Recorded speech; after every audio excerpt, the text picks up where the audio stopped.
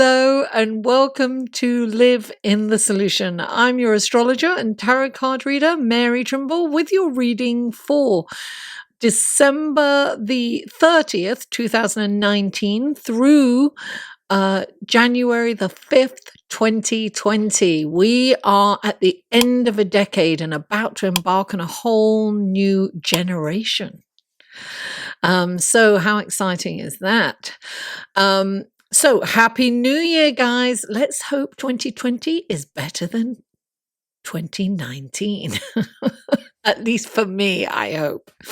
Okay, listen, it's a perfect time to get a 12-month reading, actually, and gives you, an idea of what's going to happen month by month in 2020. And if you would like that, click on this link. It'll take you to my website. You can see what kind of readings I offer. And I am going to throw in a chart interpretation with that just until if you purchase it before January the 5th. So that will be included in the reading. Now, all the links are in the show more description box below, the links to the other videos. This is for your sun, moon, and rising. So all the other video links will be below. The skip time to this intro right now, to the astrology report and to the tarot card section are below in the show more section. Now, also, I want to quickly tell you that I have a private Facebook group, and the link to that will be below. Every 2 weeks, I do a live feed for the full and the new moon, only in that private Facebook group. So the link to that, just ask to join, answer a couple of questions, and you'll get in. Yay! All right, without further ado, let's go to your astrology report, shall we? Hello and welcome to the astrology report section of your reading. And on Monday, December the 30th, Mercury is trine Uranus. This transit opens up our minds to the endless possibilities. It stimulates visionary thinking. It's outside the box, electrifying kind of thinking. We may suddenly get some exciting news or bump into someone new by chance and discover that we have striking chemistry. Serendipity is the word that comes to mind when I think of this transit.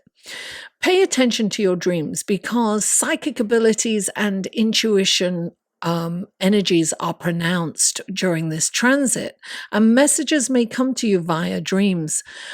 This aspect may give us a penchant for higher learning also. So it might be a good time to study astrology or tarot or any kind of Wiccan or any of the occult subjects.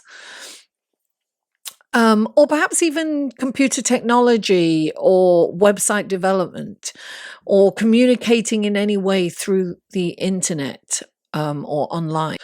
Also, socializing and sharing your ideas with interesting people will help you gain a lot of insight.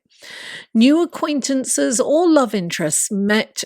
If you meet new acquaintance or love interest during this transit, they will be exciting. However, they may not have lasting power. So keep that in mind. Now, Tuesday, December the 31st, 2019. Whee! Happy New Year! This is the end of a decade and we're starting a whole new generation, right? The next 10 years, what will it have in store for us? Let's hope 2020 is better than 2019, for me at least. I had a rough year. So onward to positive and incredible opportunities we go.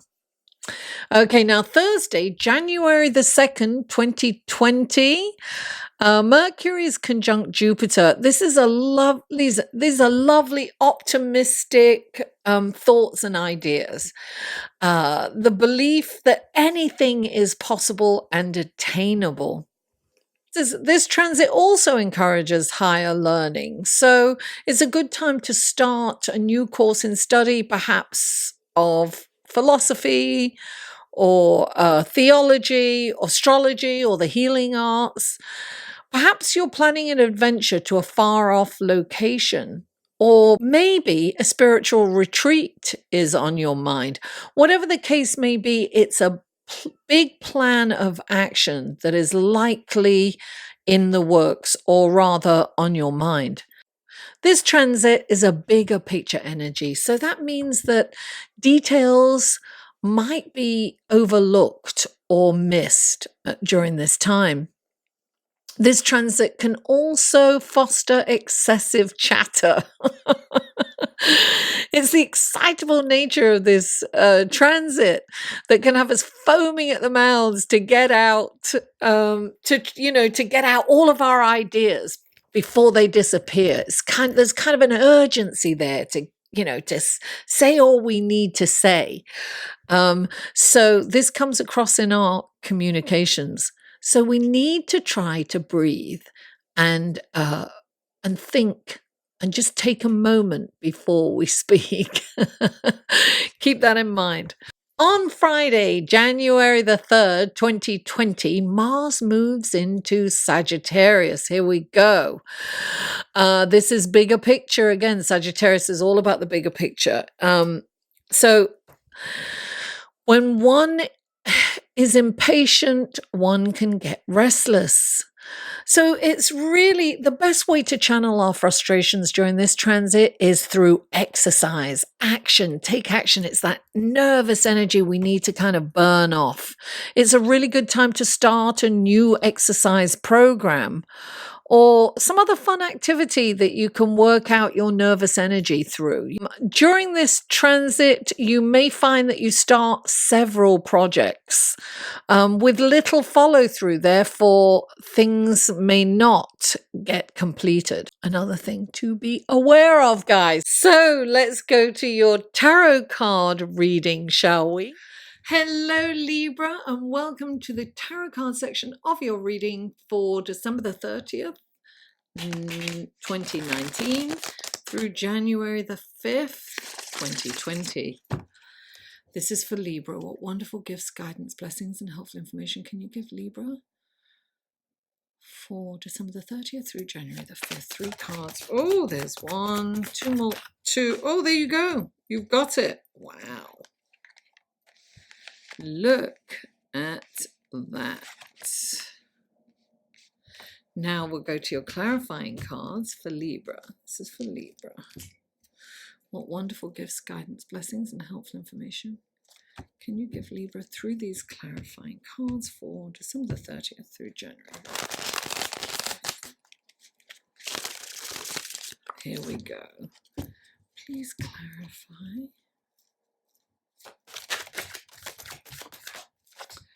Okay, please clarify. Well, there is definite crossover here, guys. Check out your sun, moon, and rising through the links below.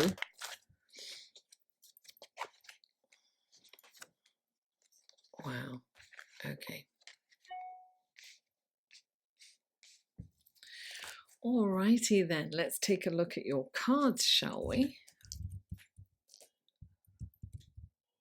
Okay, the first card out for you is the Fool, clarified by the Page of Wands. Then you have the Six of Swords, clarified by the Nine of Wands. And you have the High Priestess, clarified by the Queen of Cups and the Five of Pentacles. Libra. Okay, the first card out is the Fool. So change is here, and perhaps there's some kind of fear, I think, when the Fool comes up, because it's a new journey. It's the number 0, and that represents infinity, infinite possibilities, right? He is, he's embarking on an adventure. Some people who've been beaten up by life will be like, oh God, I don't know what's around the corner. I can't cope. What's going to happen next? And he's like, oh, I don't know what's around the corner. What's going to happen next? Same circumstance, different reaction, right? So when the Fool comes in, You're being asked to look upon this change as an adventure, to embark on it with exuberance and excitement, as opposed to fear and dread, right? So think about that. So things have changed or are changing, and there's fear there. And look, clarifying it is the Ace of Wands, and I'm getting that you are ready for the next phase of your life. Take action, go and take that journey, be adventurous, take a risk, go out there, because I feel that it's time for you to act right now, to move forward. And it's a great opportunity. And the next card is the Six of Swords. Yes, this is about moving on from where you're at. Wherever you're at, even though you think that this journey is dangerous and it's a little scary because there's no guarantees, right? I'm telling you, there's calmer waters and greener pastures out there for you. So get in the boat. No future is guaranteed, but it's much better than you staying where you are. Libra, you need to move on. And look, clarifying it is the Nine of Wands. And it's like he's tired of,